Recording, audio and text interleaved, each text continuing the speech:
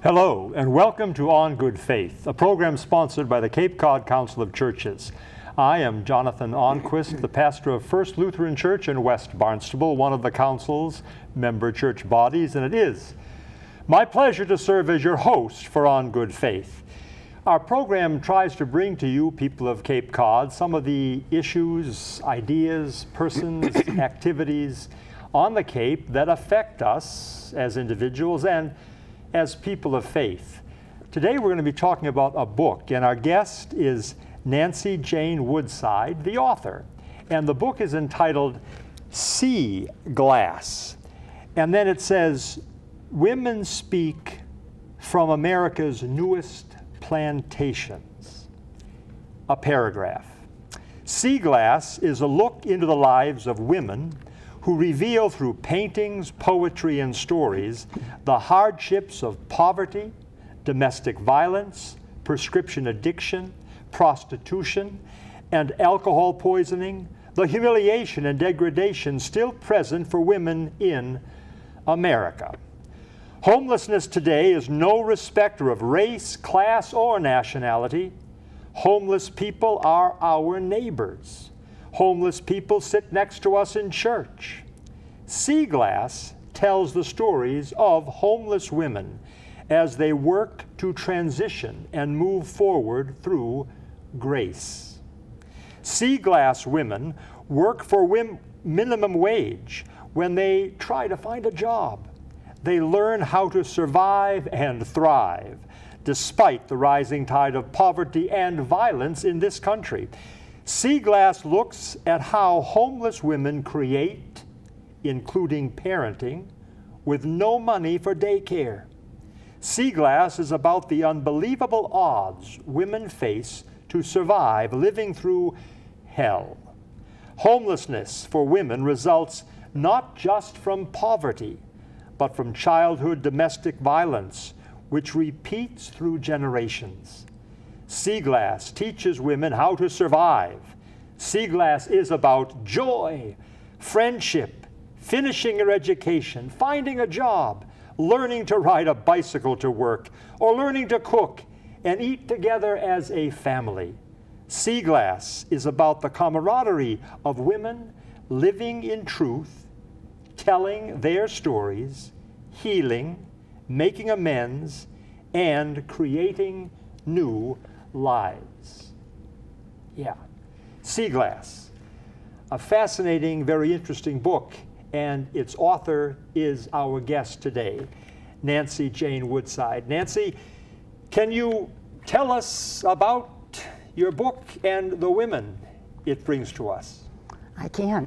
I'd love to, and thank you for the opportunity to be here. This was a long journey for me, and we don't have the time for me to take you on that whole journey. But when I came back to the Cape, I'm from home. This is home for me. And the Cape was very different when I came back here.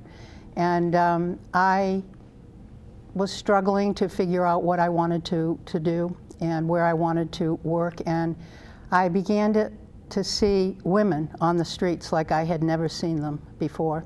And I started getting involved with the women through Homeless Not Hopeless and through the Council of Churches. And I joined the Writers, the Cape Cod Writers Center, because I had lost my own daughter very suddenly, and I wanted to write about that.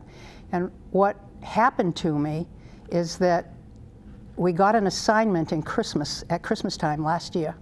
They gave us an assignment to write a 6-word story in the Hemingway tradition, and I took the assignment seriously, and I wrote about my daughter. I draped box. I can't remember now the 6 words, but the last words were warm shells. And what it's in the book, and what it was that very moment at the National Cemetery for me, where I saw where I was going. And I thought, I can pull women together and do what women have been doing for centuries, which is telling their own stories. And if they do it together where they're safe and you can create an environment in which you can make them feel loved and strong, and you do it with faith, they emerge. And so we began, Sea Glass begins with the women telling 6-word stories. They started talking about their lives in little pieces. And the concept of plantations is to really help people understand that where these women live is in their cars, on the beach. They raise children in their cars, in parking lots. They sleep under boats on the beaches. They're on the sidewalks. When you walk through Hyannis, you're just not looking. They're on the streets. They're in the cemeteries sleeping. They're in the camps sleeping. They're everywhere. And the beginning of the book is the first 40 some odd pages are those 6-word stories. Yes. And you know, it's fascinating to me about how powerful just some of these 6 little words are, and how much of a true story you can see in each of them. More of the same is no change. Mm-hmm. What does that mean? Amen. You can hear the pain behind some of those things. Survived violence, destroyed by drugs. Mm-hmm. Homeless camps, not Lake Wobegon fun. New plantations, woods near your home. And this one, woman editor demands equal pay, fired. I mean, the stories in here, all the women that wrote these pieces were working with you in a writing group, is that correct? Yes. And were they all from homeless and destructive or very negative life experiences, correct? Women are different than men when it comes to the root of the problem. It often begins with domestic violence, which happens to them as children and is perpetuated in marriages. Yeah. It evolves into alcohol, sometimes into drugs, but it's also now growing systemically with the abuse of prescription drugs. Yes. And as you said, the piece that I read is talked about hardships of poverty, domestic violence, prescription addiction, prostitution, alcohol poisoning, humiliation, and degradation still present in women in America. Yeah. This is not a story only about one little section of a town. You talked about, what was that space in the Michigan City? Cass Corridor. Cass Corridor, where you did some work. Can you say a little bit about that experience? That's where I learned that the problem has to be treated as a whole. And what's happened to the services that we deliver is that we send somebody over here for alcohol treatment, somebody over here for drug treatment. Maybe we have a place for the women to talk about domestic violence. Here they go for mental health. They're fractured. And so is our approach to them, because we've created an industry that is so large it doesn't focus right, just like we did with this book, at a table with these women, just letting them speak. Yeah. And what happened in the Cass Corridor was remarkable. Tell us the location. Cass Corridor is where? In Detroit, Michigan. Yes, and I started. I had a medical background when I started out, and I knew that what an emergency care unit was, and I knew that I could seek hospital accreditation and triage it to hospital rooms to relieve the pressure on the emergency rooms in the hospitals, take the pressure off the police. This was right after the decriminalization of public drunkenness. And so the police were relieved to get them out of the jails. The hospital people were relieved to get them out of the emergency rooms. And what the Salvation Army did was allow me the space to create a program that was a 24-bed unit where we would take anyone the police brought us, anyone that came in the door, and put them in a hospital situation. I took EMTs from the fire department who worked 24/7. That was a 7-day-a-week, 24-hour-a-day program. It was a 7-day detox, and then they would go through social services, and we had a social service unit, part of the unit, and we had the church was 100% there. We had doctors on call, pastors on call. The services came right to the emergency care unit so that when they left, they were as whole as we could get them, and they were going someplace. They were hooked up to AAA, wherever they needed to be. Now, when you talk about that experience in the Cass corridor, when you talk about getting them prepared to go out, it makes me think about the Eve's House program here on the Cape, which is a very significant program for women coming out of homelessness, trying to get back into the mainstream. And can you talk a little bit about that and how this book relates some of those stories to the real life of these women? Yes. I was part of the beginning of Eve's House, and I met a woman by the name of Carolyn Corrigan, who works for the Council of Churches. Yeah. And she is the house manager, and she and I had similar feelings about what needed to happen in the house and how these women needed the very basics. How do you set a table? How do you eat together as a family? How do you pray together as a family? How do you say grace at the table at night? How do you learn to cook in the kitchen? Caroline has created miracles in this Eve's House. Yeah. It's like the women cook together, they have partners, they cook the meals, they plan the meals, they shop, they do their laundry. She's created a mentoring program for them, a huge support system through the Council of Churches of mentors, of volunteers. They have their commitment meetings are held right at the house. Yeah. They have a remarkable infrastructure at Eve's House that is to strengthen them, to get them back into the community. And what I saw when I started meeting the women was shy, quiet women still inside themselves. And I had just been there after the death of my daughter, and I thought the way I could help was to get them around a table. We made warm cookies and ate lots of chocolate, and we sat around the table and we talked and we told stories and we laughed, and then I got an assignment to write a 6-word story, and I did, and so I thought, okay, I can help these women write 6 words, and that's what you could, it's like planting a seed. They even created a garden after that. That's last summer, they built a garden out back, started planting their own seeds. Now, all the 6-word stories in here are from those women. Yes. Correct? Yes. All of them are from women. Me too, and Caroline. Okay. Yeah. But they're all from them. Light in loafers boosts loafer sales. I mean, teens parenting children, failure of parents. There's some really heavy, some funny, but some, wow. Big men athletic, big women fat. Yep. Whoa.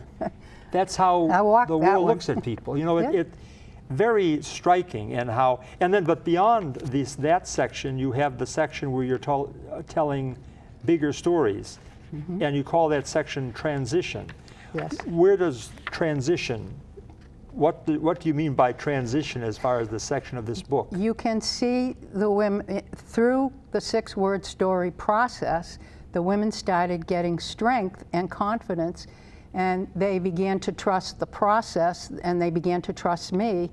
When I would take their 6-word story, written on a piece of scrap paper, not spelled right or any of that, and I would ask them, I would tell them they were going to be an author, and how would you like your name to appear in print? And then I would go home and type it all up, and I would bring it back and on typewritten pages, and we would read it. They would read it in class, and they began to go, wow, I wrote that. Yeah. And then they evolved to starting to just kind of tell their stories. Was this all from Eve's House? Yes. Oh, yeah. Every week we met. And it was a meeting to talk about life and maybe writing your story. Yes, right? About them telling their stories, and everybody listening, and everybody accepting them and crying with them and laughing with them, and we all did that together. And it has to be empowering in a way, even for anybody, not just women, but to see your words spoken by somebody else. And read, and wow, I put that together. Yeah. And did you see that kind of a light dawn in a lot of women's eyes, maybe, when, yes, we can do something? Oh, it's quite remarkable. Some of the women could not write. Some of the women, I would go over and I had either tape record or sit with them for hours and let them tell their story to me.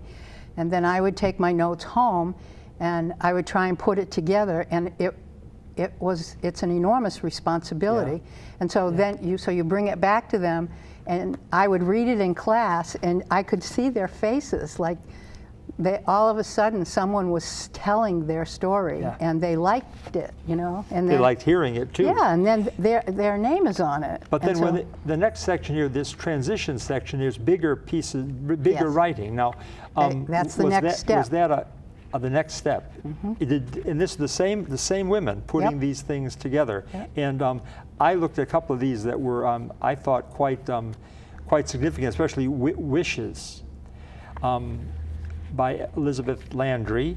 She wrote, "I didn't get a chance to say goodbye to you, to tell you I loved you, to be with you in the time you were in so much pain and distress. Oh, how I wish I could have been there with you and held your hand like I promised to, as you took your last breath and calmly passed away. Oh, how I wish I could have been with you, perhaps aware or perhaps not, as you turned toward death without me there. No one to wonder with or share your fear, your hand not held by me as you took your last breath. Oh, how I wish, but now it is done, and now I must find a way to surrender to what is gone. I am trying now to remember the good times, not the bad, for the rest of my life."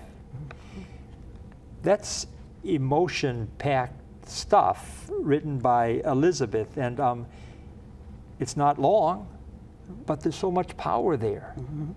You know, and I think, did the women share their whole, when they wrote a longer piece, they shared that in the same kind of... Yeah, everything, everyone read their own work, and every piece in this book was written and read by the women, each of the women. Yeah, oh yeah. Now, We cried together, we laughed.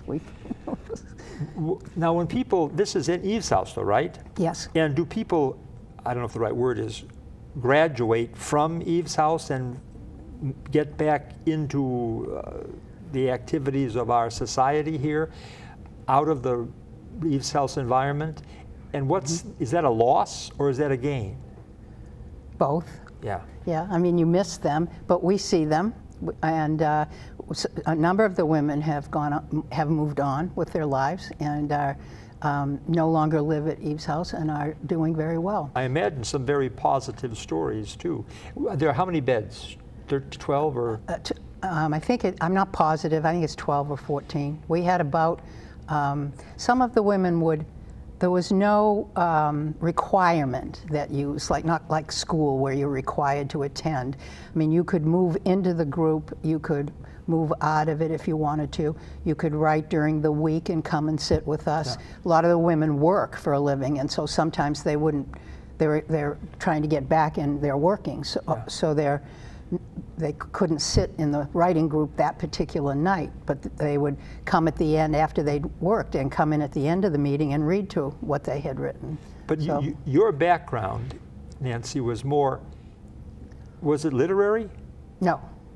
And so this was a thrill for me. I would imagine. And you just felt that this is a way that we can be sharing some of what really is at the core of our hearts, and maybe by sharing it with someone else, grow and proceed forward positively in life, knowing that your story's been told.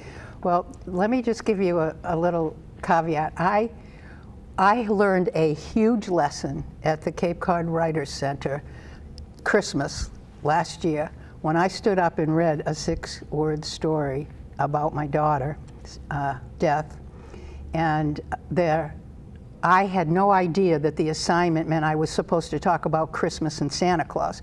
So everyone had been writing funny stories and telling their stories, like mostly about Christmas and Santa Claus coming down the chimney and stuff like that. And you could have heard a pin drop in the room. And I was humiliated and horrified, and I went and sat down and I thought, I've done something wrong. And then that one other woman stood up, and the same thing happened to her. And it was like a light went on inside of me, and I thought, there is something wrong with this if women can't talk about homelessness at Christmas or a child that they've just lost in this kind of a group. And if it has that kind of impact, then it's time for women to go back to sitting around tables and weaving looms and flags and the rest of it, and start talking again, start telling our stories, start saying, you know, yoo-hoo, stop treating me like I'm a piece of fractured glass. You know, I'm an alcoholic. I'm also take prescription drugs. I got some mental health issues. Who doesn't? Yeah. And the poverty in the country today is making it 10 times worse. Yeah. I mean, how do you raise a family of 2 children as a single mom out of your car trying to look respectable going to work, and it's happening all the time? We even taught the women, we had one awesome work meeting, and this woman was so frustrated because she couldn't get to work, and she was trying to work the midnight shift and cross through the Rotary by the going up to INO, that Rotary. Yep. Yep. And so we were horrified that she's doing this in the middle of the night and trying to cross a Rotary. And so we got a bicycle and we took her out into the parking lot during the riding group and taught her how to ride a bicycle. So she was riding to work then. She's now riding to work. That's a She very was good walking. success story, but that's Yeah. an interesting perspective on the difficulties that you never No. realize. Getting back into mainstream life for women, it's not acceptable for women to be in the condition Yeah. that the women get to when they're this sick and homeless. And you see a man, it's like that old slogan, put a nickel in the drum, save a drunken bum. That's Yeah. was the old Salvation Army, you know, the bells and the Yeah. church things. I mean, the pots. Yeah. Yeah, the red pots. And it just, that's, you know, it's not working. And it's not real, that's not real people. No. So what's, from this book, Mm-hmm. what do you hope can come from this book? Another one? Another book, well, okay. But I mean it's a beautiful story, and the cover is a neat, like a chalice filled with stones or sea glass, and made beautiful, and the story about its creator, Peebo, is the beginning of the book. Tell her story a little bit. We've got a couple more minutes. Okay. Tell her story. Peebo came to Eve's house as one of the first women there. She wouldn't talk to anybody. She would wander around the house. She didn't get involved in anything. She was really incommunicado. But she, one day, we couldn't find her, or it wasn't me, it was Caroline, couldn't find her, and she was out in the driveway of Eve's house, and she was picking things up off the ground. She never talked. Sometimes we were worried she'd get run over by cars coming into the parking lot. And she just would stay out there. And then she would come in the house, she would eat, she would go to her room, she didn't talk. And then Christmas came that first year, and she went and got these bottles, and everything that she collected from our driveway, she put in bottles, just this exact bottle, and she gave one to every woman in the house. And it was like she opened up, Yeah. and it was an incredible thing. Beautiful, and Yeah. it was sea glass. Yes. Well, it was all kinds of stuff. Yeah. There's little plastic pieces from toys. There's anything that you can And pick did up. she in the open driveway. up then? Was she able? Yes. Did she Yeah, open she's up? on her own doing one very well. That's a fantastic little story, and it's a part of the whole story that I think your book, Women Speak from America's Newest Plantations. Mm-hmm. Newest plantations. What? The plantation is what? It's the church pew where you go to worship every day. I mean, every Sunday, and you don't know that the person next to you is a woman who's living in their car. Yeah.